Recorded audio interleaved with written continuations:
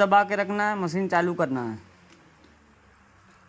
ठीक है, 0 आएगा, उसके बाद P दबाना है, P 72 आएगा, उसको माइनस करना है, P 68 पे जाना है, 68 दबा के फिर S दबाना है।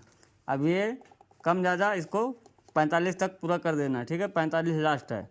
ओके, उसके बाद P इधर से फिर P दबा देना है 2 बार, फिर यहाँ से बढ़ा लेना है। देखो 4500 S दबा देना।